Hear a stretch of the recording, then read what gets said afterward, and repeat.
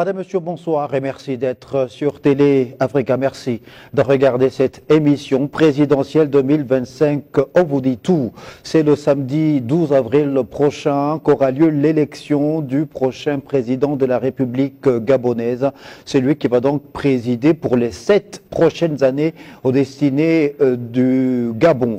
Dans cette émission, on fera le point sur cette campagne électorale ouverte le 29 mars dernier à travers la descente sur le terrain de 8 candidats au contact des électeurs afin de mettre en relief les principaux axes de leurs différents projets de société. Des projets de société qui sont également défendus par ces candidats sur les plateaux de télévision, notamment sur le plateau de l'émission Débat organisée par la haute autorité de la communication et qui voit donc la participation des médias du service public. Depuis le lancement de ce programme, 2 candidats ont déjà été face à la presse avec des prestations dont les Gabonais ont eu parfois du mal à mettre le marqueur sur les points saillants de ces différents projets de société, mais parfois les prestations des journalistes, semble-t-il, laissent à désirer selon les nombreuses réactions des internautes, mais également des téléspectateurs. Nous allons dans cette émission mettre le point sur les médias et la démocratie, sur le rôle, surtout l'importance de ces différents programmes dans le cadre de la mise en relief des projets de société des candidats. Est-ce que ces débats sont suffisamment traités avec la manière? Est-ce que ces débats ont un véritable impact sur l'électeur? Faut-il faire évoluer la loi qui encadre l'organisation de ces débats dans les médias du service public? Les journalistes sont-ils jetés en pâture? On fait le point, on décrypte tout ça avec mes 2 invités du soir. J'ai le plaisir de recevoir Jean-Christian Kombila, journaliste, analyste politique. Il est également coordonnateur général du groupe Les Témoins de l'Histoire. Jean-Christian Kombila, bonsoir. Bonsoir, M. Pambo. Et je reçois également sur le plateau Joe Diomi Moubasango, acteur politique, porte-parole du candidat Brice Clotaire Oligui Nguema. Joe Diomi Moubasango, bonsoir. Bonsoir, Snella. Merci à tous les deux d'être autour de la table pour que nous puissions une fois de plus décrypter ce qui fait l'actualité dans notre pays. Évidemment, cette actualité politique fortement axée sur l'organisation de l'élection présidentielle. Vous le savez, le vote aura lieu le samedi 12 avril prochain. On est à une semaine donc de cette élection présidentielle et l'objet évidemment de cette émission tourne autour de l'organisation de ces différents débats, notamment celui organisé par la HAC et l'importance des médias dans le débat démocratique. On fait le point donc sur ce qui concerne le factuel. Pour revenir sur cette émission entre le candidat Alain-Claude Billy-Binzé et les médias du service public, une émission qui a donc été organisée sur les médias du service public. La réaction depuis ce 5 avril des internautes, plusieurs réactions, on va essayer de voir, on en a synthétisé quelques-unes afin de nous donner une idée de ces réactions des populations gabonaises à travers ces réactions, notamment celle d'un journaliste qui plus est, et pas d'un journaliste, d'un communicateur qui plus est, et agent du service public. S'il vous plaît, lisons les projets de société des candidats avant et restons focus sur cette approche durant les échanges. C'est bon, donc c'est un soutien de Brice Clotaire Oligui Nguema et chapeau à notre adversaire Alain-Claude Billy-Binzé. Une autre réaction, les journalistes ont oublié qu'il ne s'agissait pas de faire le bilan des années de gouvernance d'Alain-Claude Billy-Binzé, mais plutôt de passer en revue le projet de société d'un candidat à la présidentielle. Vous recevez un candidat et vous n'avez même pas pris la peine de lire l'entièreté de son projet. On peut passer à la prochaine publication. Voilà, signé Média 241, Gabon Télévision, journaliste ou sous-traitant du CTRI. Jean-Christian Kombila, est-ce que ces réactions ne sont pas disproportionnées? Est-ce que les compatriotes n'y vont pas un peu trop fort? Pour parler seulement de ces réactions, vous savez que je suis le coordonnateur du groupe médiatique Les Témoins de l'Histoire et nous nous battons pour la liberté de la presse au quotidien et pour la liberté d'expression. Et donc, en tant que défenseur de la liberté d'expression, je n'ai pas à redire, n'est-ce pas, sur les appréciations qui sont portées par nos compatriotes sur la toile. Ils sont responsables, n'est-ce pas, de leurs propos. Et à ce titre-là, je n'ai pas de commentaire particulier à faire. Cependant, nous avons effectivement suivi ce débat hier entre le candidat Alain-Claude Bidet-Bizet et les journalistes ont peu déploré effectivement la teneur donnée à ces débats. On a vu par exemple que le candidat Alain-Claude Bidet-Bizet n'a pas suffisamment été interrogé sur son projet de société. Et ce travail d'interrogation du candidat sur le projet de société, lorsqu'il a été fait, il n'a pas toujours été fait méthodiquement. On peut également déplorer le fait que parfois on a eu le sentiment que la parole n'était pas donnée dans l'ordre ou était prise un peu à l'emporte-pièce, comme une sorte de cacophonie. Et ça, lorsque l'on est professionnel rigoureux, on ne peut pas le laisser. Mais il y a aussi à dire que le débat a davantage été personnalisé. Et en personnalisant le débat, on a eu plutôt droit à des face-à-face entre le candidat et son intervieweur. Et de ce point de vue-là aussi, on ne peut pas reprocher à l'intervieweur de poser toutes les questions possibles au candidat lorsqu'il s'agit du chapitre de la personnalité même du candidat. Et ces questions-là qui ont été posées par le journaliste Agaya en l'occurrence n'ont pas toujours été appréciées par le candidat qui devait répondre aux questions. Mais le candidat, il est candidat à l'élection présidentielle. Il brigue la magistrature suprême. Et lorsque l'on brigue la magistrature suprême, il est tout...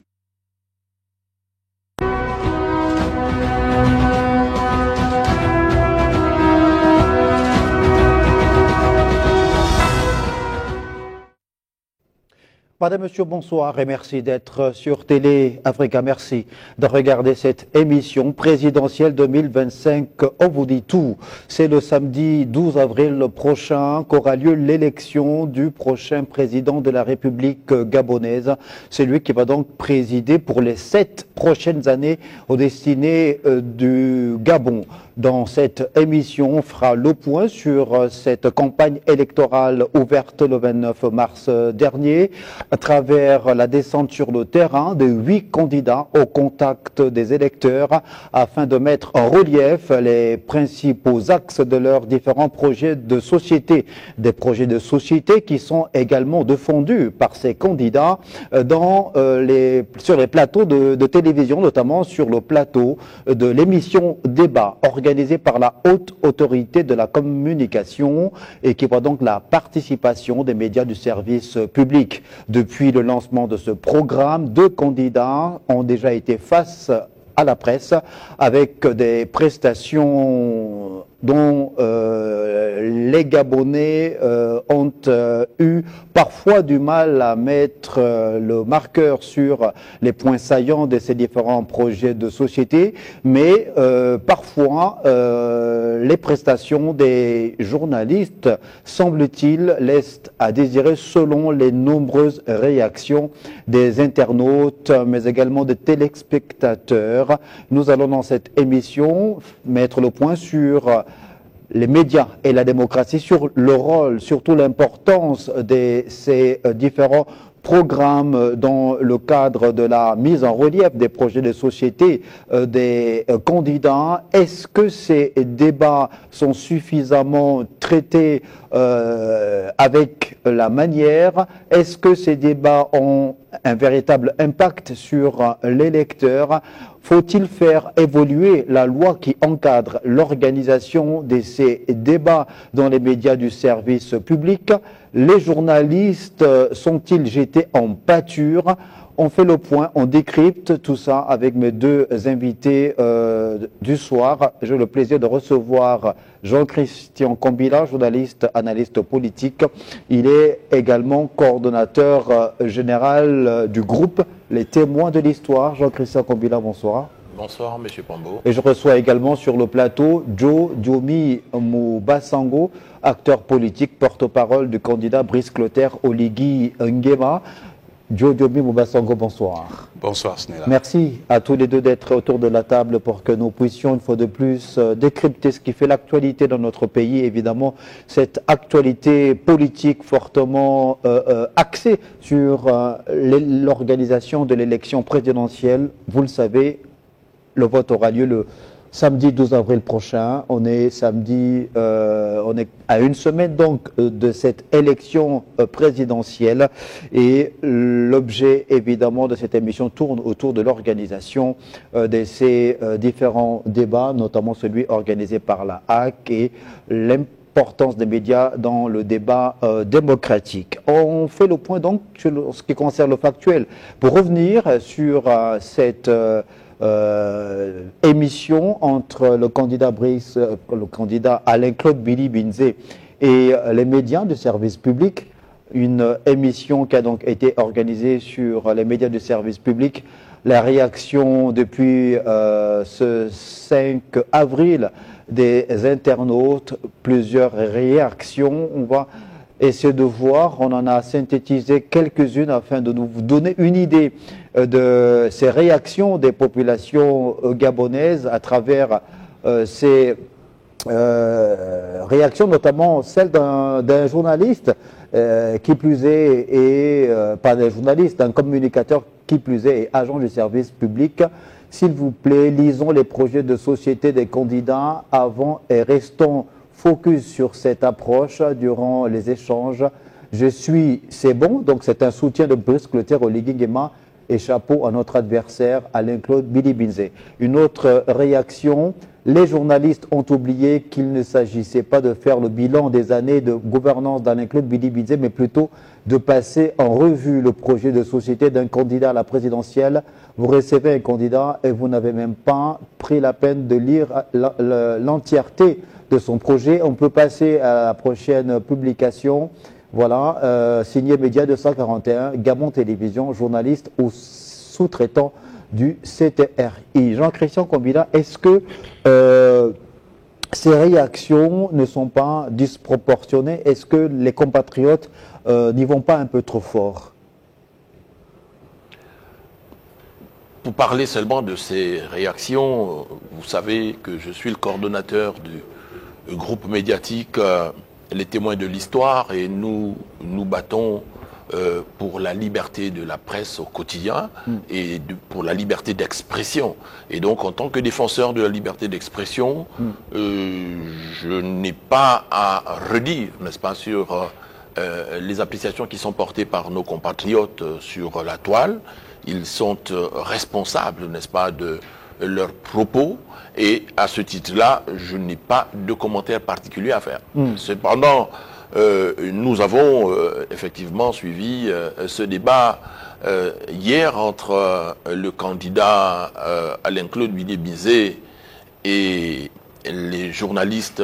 On peut déplorer effectivement la teneur donnée à ces débats. On a vu par exemple que le candidat Alain-Claude Billy-Binzé n'a pas suffisamment été interrogé sur son projet de société. Et ce travail d'interrogation du candidat sur le projet de société, lorsqu'il a été fait, il n'a pas toujours été fait méthodiquement. on peut également déplorer le fait que parfois on a eu le sentiment que la parole n'était pas donnée dans l'ordre ou était prise un peu à l'emporte-pièce, comme une sorte de cacophonie. Et ça, lorsque l'on est professionnel rigoureux, on ne peut pas le laisser. Mais il y a aussi à dire que le débat a davantage été personnalisé. Et en personnalisant le débat, on a eu plutôt droit à des face-à-face entre le candidat et son intervieweur. Et de ce point de vue-là aussi, on ne peut pas reprocher à l'intervieweur de poser toutes les questions possibles au candidat lorsqu'il s'agit du chapitre de la personnalité même du candidat. Et ces questions-là qui ont été posées par le journaliste Agaya en l'occurrence n'ont pas toujours été appréciées par le candidat qui devait répondre aux questions. Mais le candidat, il est candidat à l'élection présidentielle. Il brigue la magistrature suprême, et lorsque l'on brigue la magistrature suprême, il est tout à fait légitime, n'est-ce pas, lorsque l'on veut moraliser la vie publique, lorsque l'on veut réformer les institutions, que des journalistes s'intéressent à la trajectoire personnelle du candidat, à sa trajectoire professionnelle aussi, mais également à son cursus académique. Donc, les questions de ce point de vue-là ont parfois irrité le candidat et qui s'est prêté à ce pugilat et qui, semble-t-il, s'est trouvé à l'aise dans ce jeu de coups de poing donnés aux journalistes. Et ça, on peut le déplorer à ce niveau parce que on aurait aimé avoir un débat plus civilisé, un débat plus courtois. Mais là aussi, pourquoi ne l'a-t-on pas eu? Est-ce que les règles du jeu ont été clairement affirmées avant le début de l'émission pour ne pas laisser un candidat comme ça porter un jugement négatif sur un candidat, sur son adversaire qui n'est pas encore sur le plateau et qui viendra à son tour en débattre. On tient tout de même à rappeler que cette émission est du ressort de la Haute Autorité de la Communication. Tout à l'heure, on va parler de la norme, du cadre réglementaire qui permet donc à la Haute Autorité de la Communication d'organiser cette émission. Et dans ce processus, il y a, on l'a également évoqué, cette séquence liée à la signature d'un code de bonne conduite qui engage à la fois les médias du service public, mais aussi les candidats déclarés à l'élection présidentielle. Quel code de bonne conduite reprend un ensemble d'éléments qui doit permettre à ce que ce débat-là s'organise dans des conditions sereines et sur un temps plutôt courtois. Domi Moumazango, est-ce qu'on peut estimer que le devoir de neutralité a été plus ou moins respecté par les journalistes? Tout à l'heure, Jean-Christian Kombila parlait du passif du candidat Alain-Claude Billy Binzé. Les journalistes, évidemment, ont le droit de pouvoir l'interroger sur ce passif-là, même s'il se présente aujourd'hui comme étant celui qui prône la rupture. Mais tout de même, il incarne les dernières décennies du règne du Parti démocratique gabonais à la tête du Gabon. Donc, il est tout aussi comptable du passif. Et il a reconnu et demandé pardon. Mais les journalistes auraient pu également l'interroger sur les points forts de son action à la tête des différents gouvernements qu'il a occupés. Les journalistes pouvaient également le rappeler. L'ARAC est à mettre à son actif. La création de Gabon 24 est à mettre à son actif également. Est-ce que les journalistes n'ont pas fait le choix que de grossir les traits de son passif plutôt que de mettre aussi en lumière ses points positifs? Bon, écoutez, la question de la neutralité est un principe et chacun pourra juger de la neutralité des journalistes. J'ai ma petite opinion, mais je ne vais pas la dévoiler ici. Je voudrais simplement rappeler que les Gabonais ne sont pas dupes.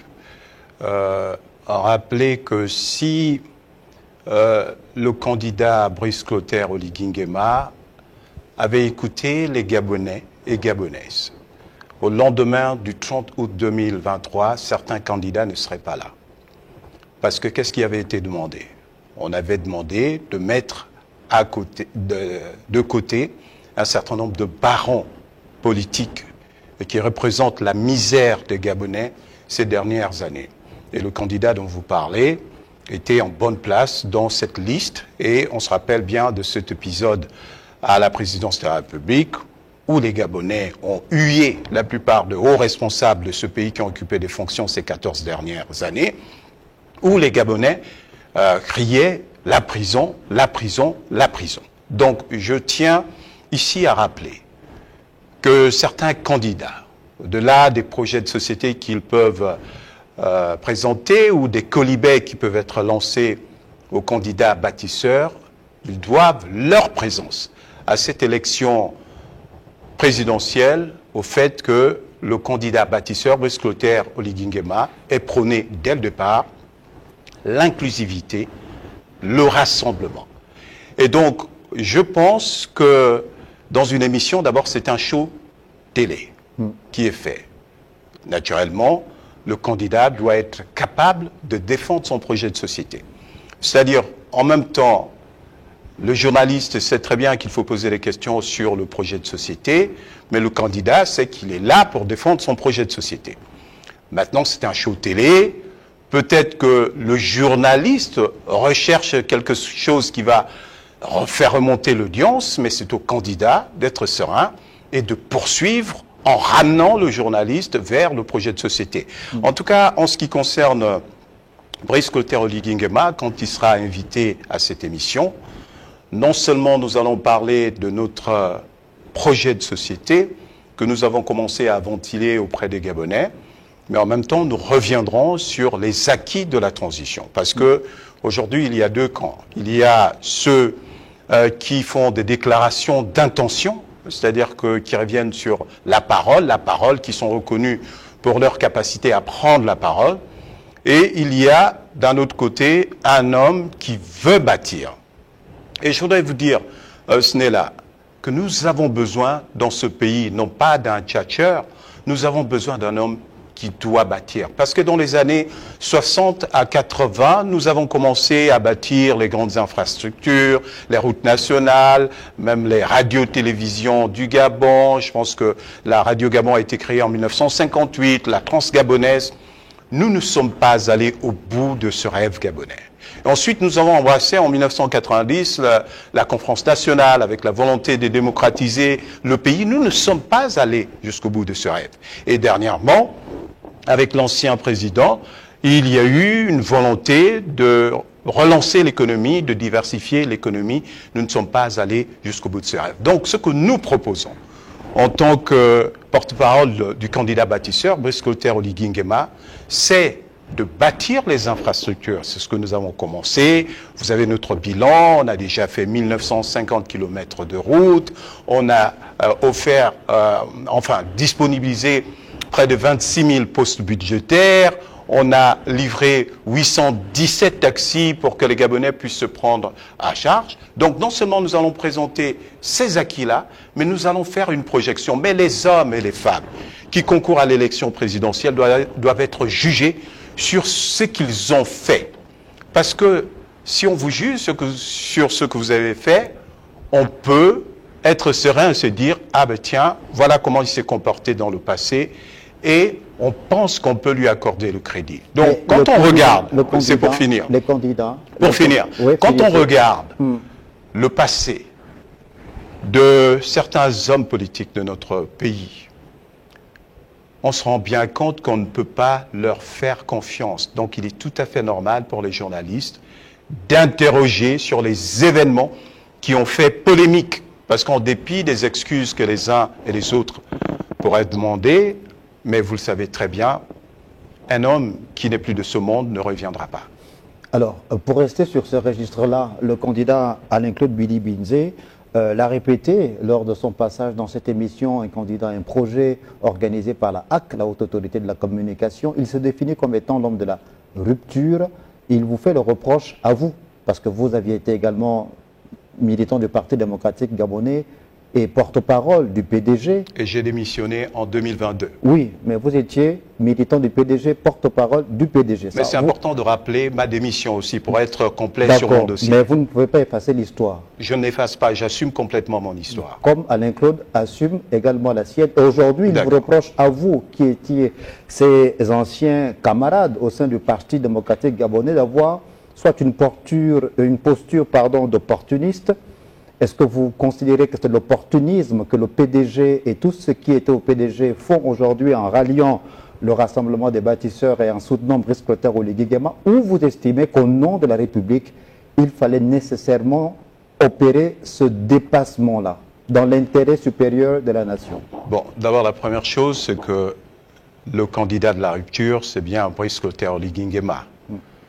Parce que rupture, le verbe, c'est rompre. Rompre avec les emprisonnements arbitraires. Le candidat dont vous parlez, c'est Jean-Rémy Yama, emprisonné injustement pour des raisons politiques, radié de la fonction publique. Le candidat de la rupture, donc Brice Clotaire Oligui Nguema, c'est Jean-Rémy Yama, libéré et fait sénateur de la transition. Donc, c'est juste un petit exemple pour vous montrer bien que lorsque nous parlons de rupture, nous assumons la rupture.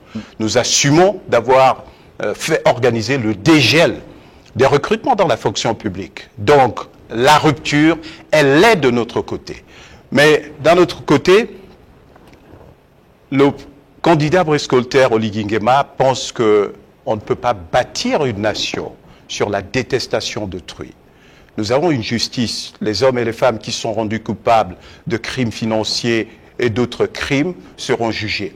Mais nous devons nous inspirer de ce qui se fait dans nos traditions. Ce n'est là, lorsque vous êtes en gestion de votre famille, si votre père, votre oncle vous lègue une famille, en dépit de l'impolitesse de certains enfants, de ce qu'ils ont fait, quand vous reprenez la famille, vous ne dites pas, bon écoutez, cette nièce-là, ce neveu-là, je les écarte et je dirige la famille avec cet oncle-là et ce neveu-là. Je pense qu'il est important, dans un pays qui se veut être un pays de droit, d'établir les responsabilités. Et jusqu'au moment où les responsabilités ne sont pas établies, nous n'allons pas jeter le discrédit sur les compatriotes. Donc, le candidat bâtisseur a été très clair, il parle d'inclusivité et je tiens à rappeler, je le répète et je le redis à votre antenne, c'est simplement parce que le candidat veut l'inclusivité, veut le rassemblement, veut le respect des droits que certaines personnes dont le candidat dont vous parlez sont aujourd'hui à la présidentielle. Sinon, les Gabonais auraient demandé à ce que ces personnes-là soient écartées. Donc, à un moment donné, certains peuvent dire merci aux candidats bâtisseurs pour leur présence à la présidentielle. Jean-Christian Combida, alors, il y a, on le dit, on le redit, l'importance du rôle joué par les médias dans une démocratie, encore plus au Gabon depuis 1990, l'importance dans cette période de transition depuis le 30 août 2023, importance avérée depuis l'ouverture de cette campagne électorale dans le cadre de l'organisation de cette élection présidentielle prévue le 12 avril prochain.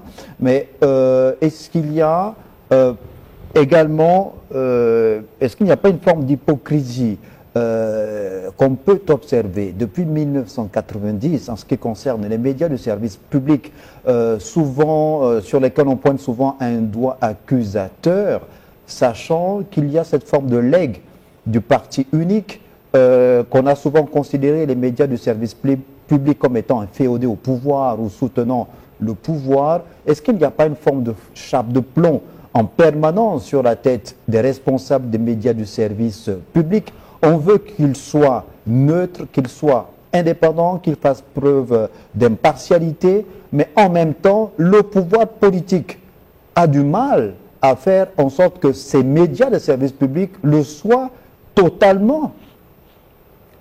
Monsieur Pambo, lors du débat d'hier sur les antennes de Gabon en télévision et retransmis sur l'ensemble des médias publics, le candidat Bilier Bizet a dans sa posture, projeter une conception du rôle des médias comme étant des appareils idéologiques que je n'accepte pas. En tant que coordonnateur général des témoins de l'histoire, n'est-ce pas, qui est un groupe de réflexion rassemblant des figures emblématiques de la presse et des médias dans notre pays, concevoir les médias de service public essentiellement sous l'angle d'appareils idéologiques est assez gênant.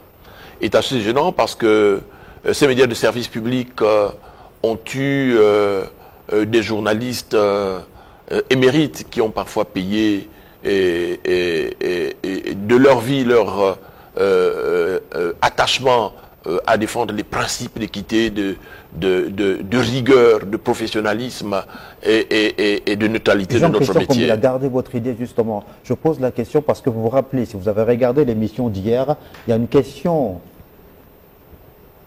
intelligente, pertinente, qui n'a pas été posée par hasard, posée par Laris Kalor Mamengi, notre consoeur de Gabon Première, où elle a demandé au candidat Alain-Claude Bilibinze, Monsieur le Président, si vous êtes élu le 12 avril prochain, est-ce que vous accepterez qu'un ministre de la communication intervienne dans le processus d'élaboration d'un conducteur d'un journal? Elle a posé à 2 reprises la même question. Ce n'était pas un hasard cette question. Est-ce que vous, Président, vous accepterez qu'un ministre de la communication appelle une rédaction pour faire un conducteur d'un journal, Jean-Christophe Kombila? Ça veut dire que ce sont des choses qui sont vécues par nos confrères des médias du service public. C'est pour ça que je parle de cette chape de plomb qu'il y a sur leur tête. C'est facile de les jeter en pâture. C'est facile de les faire passer pour des journalistes qui feraient mal leur travail. Mais est-ce qu'aujourd'hui, plutôt que de les jeter en pâture et de les faire passer comme des gens qui sont irresponsables, est-ce que dans le processus de restauration véritable du Gabon, on est prêt, est-ce que le pouvoir politique est prêt à faire en sorte que ces médias de service public soient indépendants? Monsieur Pambo, déjà, je ne suis pas le président de notre groupe de réflexion. Vous avez compris, mais vous avez compris le sens de ma question, la profondeur. Est-ce que vous êtes un journaliste de haut vol? Oui, monsieur Pambo, merci. Je suis le coordonnateur de notre groupe de réflexion. Le président, c'est Paul Mbadinga Matieni. Non, quand je parlais du président, je parlais d'Alain-Claude Bilibinze qu'on a appelé président en tant que candidat. On se comprend, monsieur Pambo. Maintenant, ce que je veux dire, c'est que il n'y a pas de presse ou de médias indépendants. C'est un débat que nous avons eu à plusieurs reprises à ce sujet-là. Il n'y a pas de médias indépendants. Un média de service public est sous l'autorité du ministre de la Communication.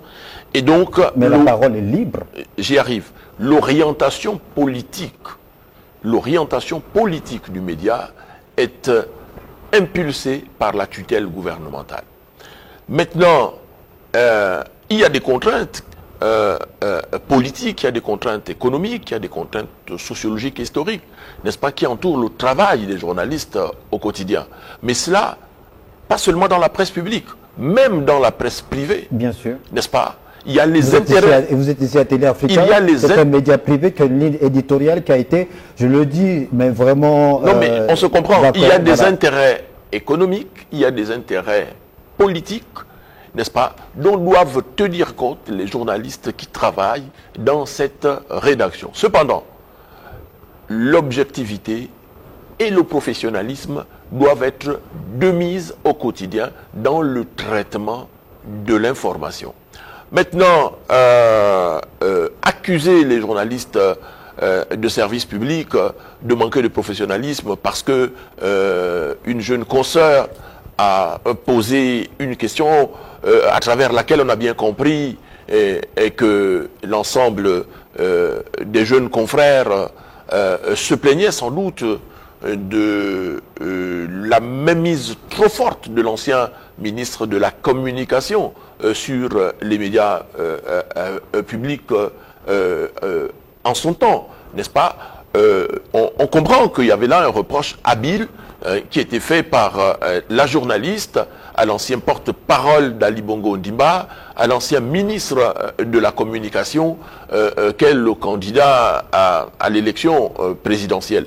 Maintenant, lorsque on est partisan du pluralisme politique, lorsqu'on est partisan du pluralisme des médias et qu'on est en responsabilité, on doit laisser les journalistes des médias de service public travailler en toute responsabilité, n'est-ce pas, tout en sachant que ce sont des professionnels et qui, au quotidien, sont soumis à des contraintes énormes et qui impactent considérablement l'efficacité de leur travail. Nous avions plus ou moins abordé le point il y a quelques jours sur notre antenne, dans cette émission, lorsque nous avions parlé de l'impact des médias ou de la communication politique sur l'élection, en présence du docteur Fortuné Mathiegui, qui est spécialiste des questions de sociologie politique.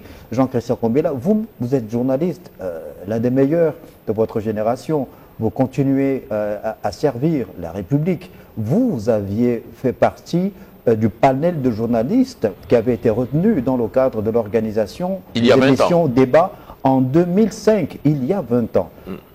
Est-ce que les journalistes dans cet exercice-là sont coachés parce que le candidat Alain-Claude Billy-Bilzé l'a dit en disant je sais que vous êtes coachés, sont-ils coachés, sont-ils envoyés en mission pour détruire les potentiels adversaires du président candidat?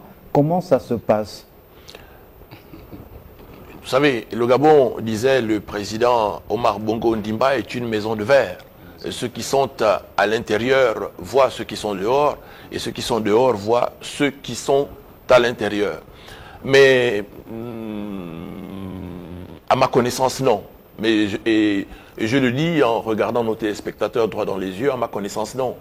Lorsque nous exercions ce métier-là, en tout cas, moi, à mon niveau, je n'ai jamais reçu de question d'une tierce personne venant de l'establishment ou de n'importe quel appareil politique pour pouvoir déstabiliser un candidat.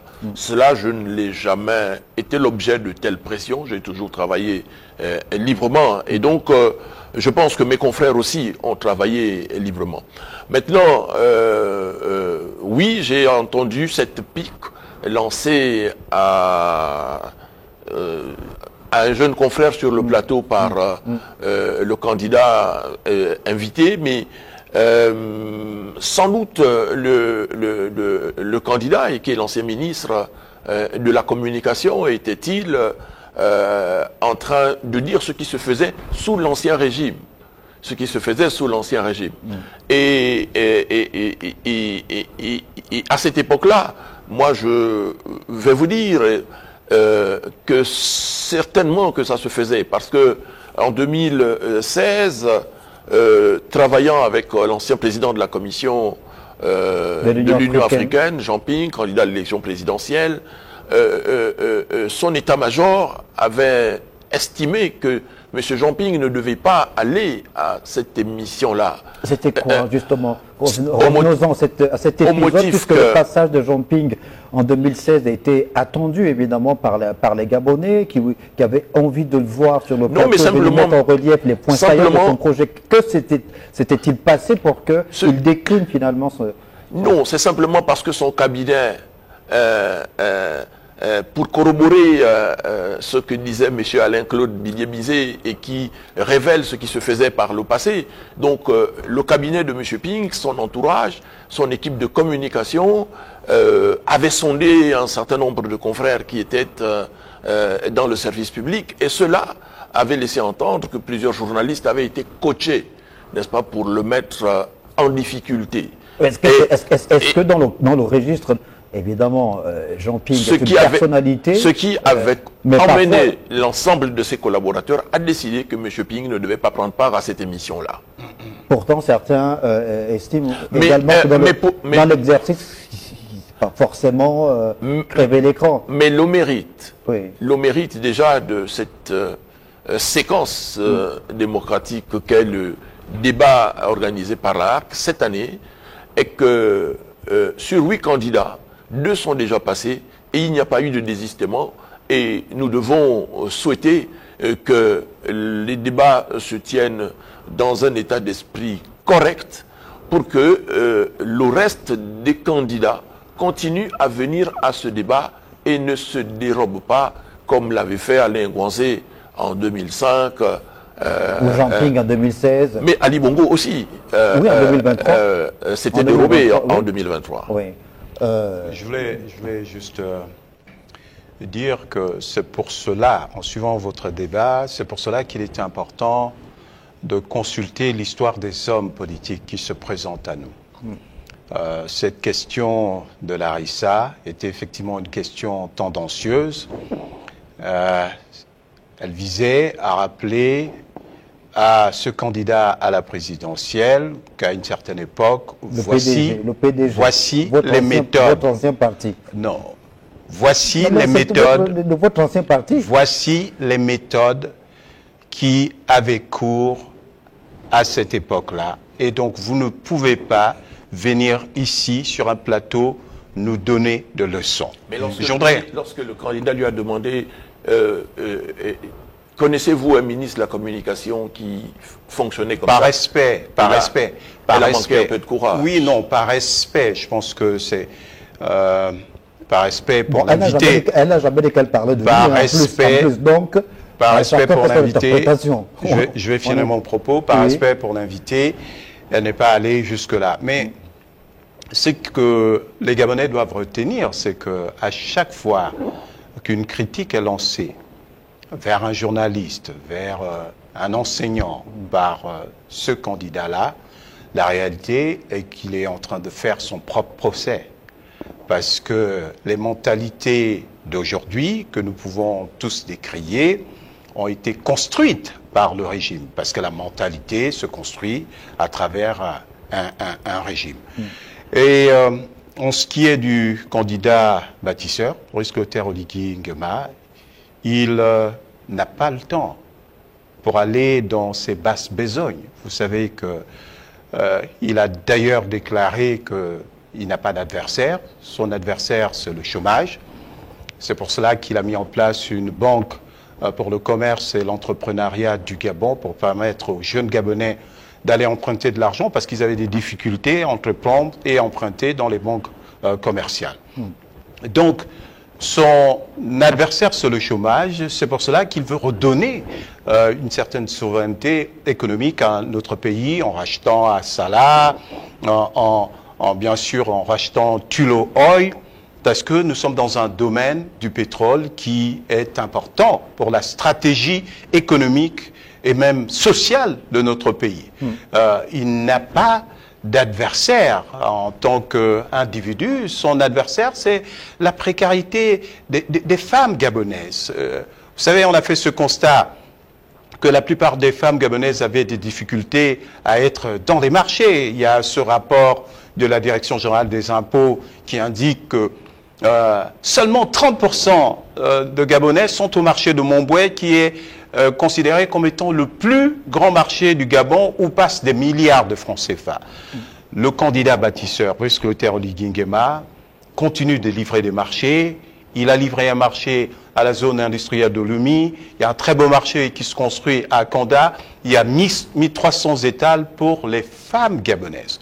Je pense que à un moment donné, il faut qu'on choisisse. Est-ce que nous repartons vers l'obscurantisme d'antan, vers l'arrogance qui s'est manifestée très clairement hier face à un journaliste, et surtout pour la fonction convoitée, ou est-ce que nous allons faire la projection ou le saut vers quelque chose de plus concret, où en 19 mois, on a sorti des écoles de terre, on a restauré l'autorité de l'État. Vous avez vu, je ne sais pas si c'était des Gabonais ou pas, qui avaient pris le contrôle d'une école, avaient démoli l'école de Lalala et en toute arrogance avaient mis les élèves dehors. Qu'est-ce qui s'est passé? Le candidat bâtisseur est arrivé, il a fait valoir l'autorité de l'État pour récupérer cette parcelle et bâtir une très belle école. Donc, nous sommes fatigués de la Tchad. Et on ne mange pas la parole à Malinga, à Medoune, à Batouala, dans tous les quartiers de Libreville. On ne mange pas la parole, nous sommes fatigués. Et cet exercice-là était connu de tous les Gabonais. On sait très bien que lorsqu'il s'agit de tchatcher, la tchatch, eh ben, ce candidat-là va se livrer à cet exercice-là. Mais nous avons besoin d'être pragmatiques. Nous avons besoin d'aider nos populations. Nous avons besoin d'être des hommes et des femmes exemplaires et de parole. Et je pense que le seul candidat qui a ce profil, c'est le candidat Brice Clotaire Oligui Nguema. Jean-Christian Combila, alors ces débats sont organisés, on le dit et redit, par la Haute Autorité de la Communication dans un cadre normatif.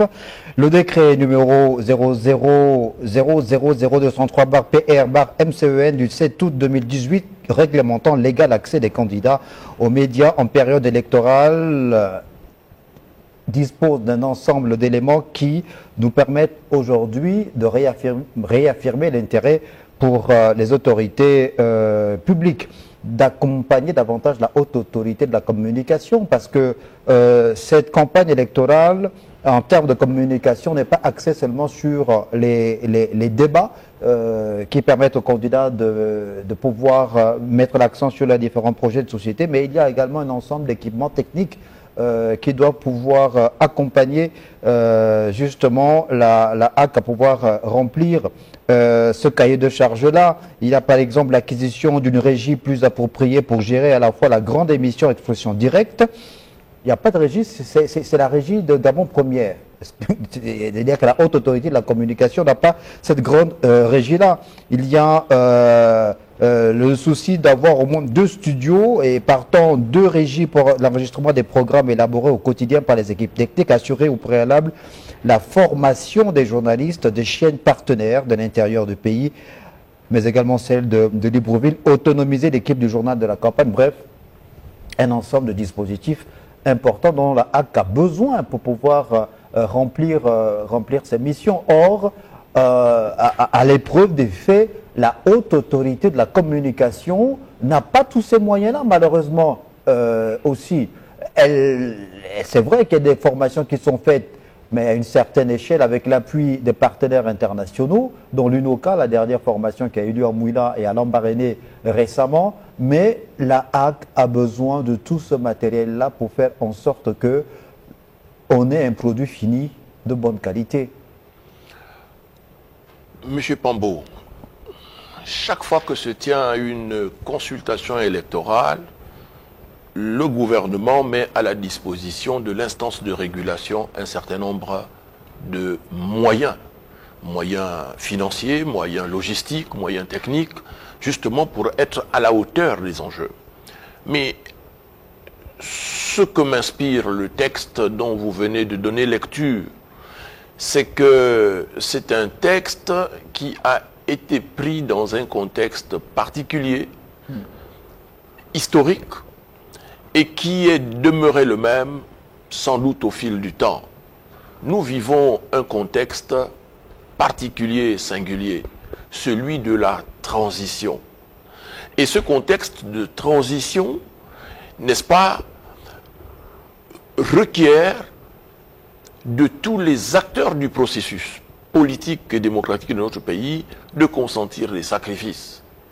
Très bien. La période est difficile, notre pays traverse un moment particulier, il est impossible d'octroyer des moyens démentiels à la Haute Autorité de la Communication pour pouvoir organiser ces débats. Mais cela dit, il faut tenir compte du contexte et il faut faire évoluer à la fois les pratiques, il faut faire évoluer les mentalités. Dans ce débat public, n'est-ce pas, la HAC a pour mission aussi de promouvoir, à côté du pluralisme politique, le pluralisme des médias dans le service public.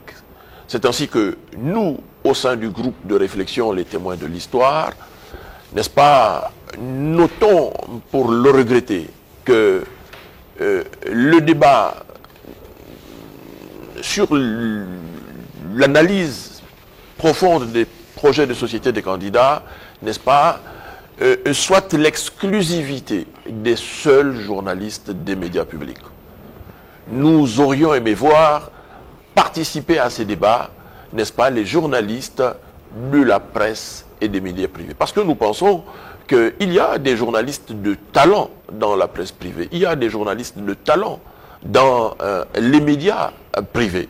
Et donc, parce que c'est un moment d'importance majeure pour la vie et l'histoire de notre pays, il est de bon ton, n'est-ce pas, de s'inscrire dans une dynamique inclusive qui est celle d'ailleurs du candidat du Rassemblement des bâtisseurs, n'est-ce pas, que le groupe de réflexion, les témoins de l'histoire, soutient, parce que dans cette dynamique inclusive, on a vu effectivement que le président candidat a déployé des efforts considérables en faveur de la transformation, n'est-ce pas, des conditions de vie et du cadre de travail, n'est-ce pas, des médias de service public. Et on salue encore une fois cette décision, n'est-ce pas, d'avoir relevé de façon substantielle l'enveloppe allouée à la presse privée qui était de 127 millions, n'est-ce pas, sous le régime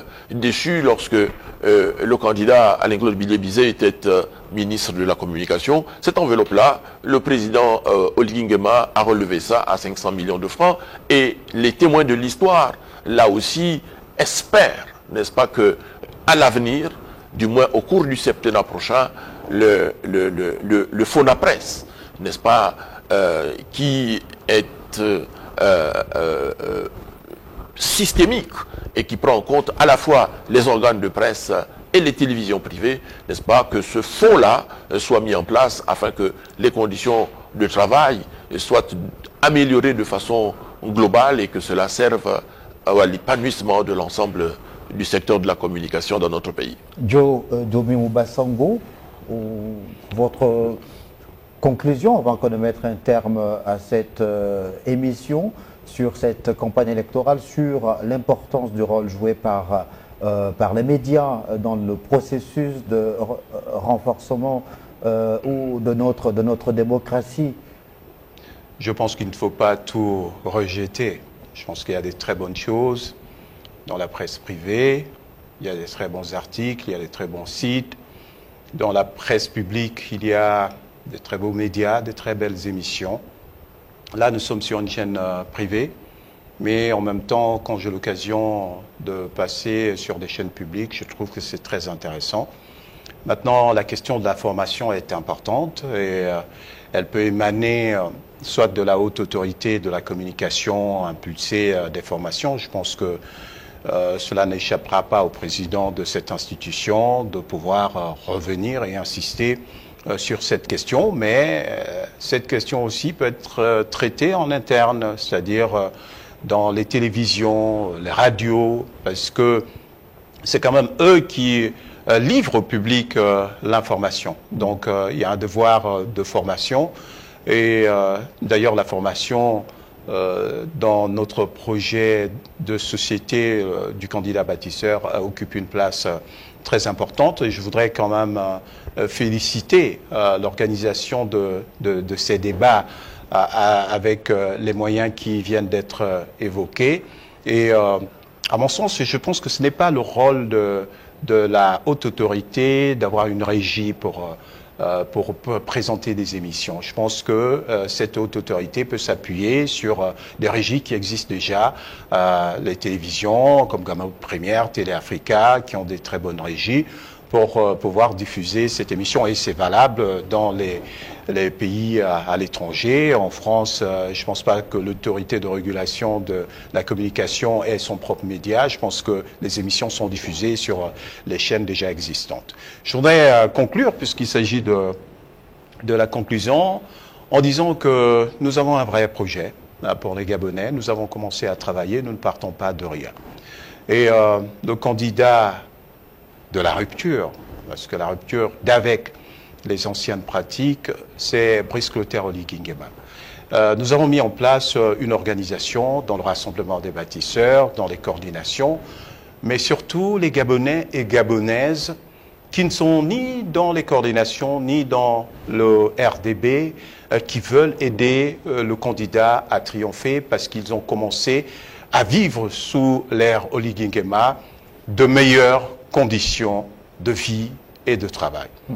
Donc je voudrais finir pour dire qu'il est important que les Gabonais se mobilisent, qu'ils aillent chercher leur carte d'électeur parce que c'est déjà ouvert, parce qu'on ne peut rien faire sans la carte d'électeur. Et je voudrais que chacun puisse, dans son fort intérieur, regarder les candidats. Non pas simplement le physique ou l'apparence, mais sonder l'esprit des candidats. Moi, je vois du côté de certains candidats qui s'opposent au candidat bâtisseur de la Russe. Je vois pour le candidat bâtisseur Brice Clotaire Oligui Nguema un amour pour son pays, un amour pour les Gabonais, une proximité. À l'époque, on pensait qu'il fallait se lyncher dans la politique. Or, aujourd'hui, on se rend compte qu'avec un président qui peut avoir cette proximité, qui peut échanger de mots avec un jeune Gabonais, qui peut prendre un dossier, le président est un citoyen gabonais, même s'il occupe de très hautes fonctions. Et donc nous avons besoin d'un président qui a du cœur et qui a de la compassion, pas d'un président qui nie les faits et qui, par ruse politique, par exploitation politicienne, revient sur des dossiers alors qu'on connaît exactement ses positions. Donc, je dis que le 12 avril, c'est le 12. Comme on dit dans notre slogan, nous devons accompagner Brice Clotaire Oligui Nguema dans les urnes. Merci Djobi Boubassangou pour votre conclusion. Jean-Christian Kombila. Oui, Monsieur Pambo, la question de la formation a été évoquée par mon co-débatteur. C'est une question importante. Sur la toile, à l'issue de l'émission d'hier sur Gabon Télévision, les gens ont pointé la question de la formation des journalistes en estimant qu'il n'y a pas d'école de journalisme au Gabon et que c'est ce qui pourrait expliquer quelques dérapages. Non, nous n'avons pas le monopole, quand je dis nous, notre pays n'a pas le monopole de ces dérapages. C'est des dérapages que l'on observe même dans les grandes démocraties, aux États-Unis, en Italie et en France, en l'occurrence. Mais la question de la formation est tout de même importante. Et au sein du groupe de réflexion, les témoins de l'histoire, nous plaidons et nous comptons soumettre ce projet aux plus hautes autorités de l'État. Nous plaidons en faveur de la construction d'un centre de formation et de perfectionnement des journalistes. Ce matin, échangeant avec un membre éminent de notre groupe, Micheline Koumba, qui est journaliste professionnelle émérite, ancien secrétaire général du ministère de la Communication, à ce propos-là, elle nous a fait savoir qu'il y a une réflexion qui avait été déjà menée en son temps au sein du ministère de la Communication et que les documents existent, il va simplement falloir les dépoussiérer pour pouvoir les mettre à la disposition du prochain président au cours du septennat qui arrive. Et donc, cette question est importante. Mais maintenant, à côté de la mise en place de cette institution, nous vivons à l'ère des nouvelles technologies de l'information et de la communication. Le monde est ouvert. Il y a des formations qui sont dispensées en ligne et par des grands instituts, par des grands groupes académiques, n'est-ce pas? Ces formations-là sont accessibles à qui veut se parfaire, surtout que dans notre métier, encore une fois, la formation n'a pas de fin. Merci beaucoup pour cette conclusion, Jean-Christian Kombila. Merci à tous les deux d'être passés sur le plateau de l'émission présidentielle 2025. On vous dit tout. On se retrouve prochainement sur les antennes de Télé Africa pour continuer à décrypter ce qui fait l'actualité en rapport avec cette élection présidentielle dont le vote aura lieu le samedi 12 avril prochain. Merci de nous avoir regardés et bonne suite des programmes sur votre chaîne.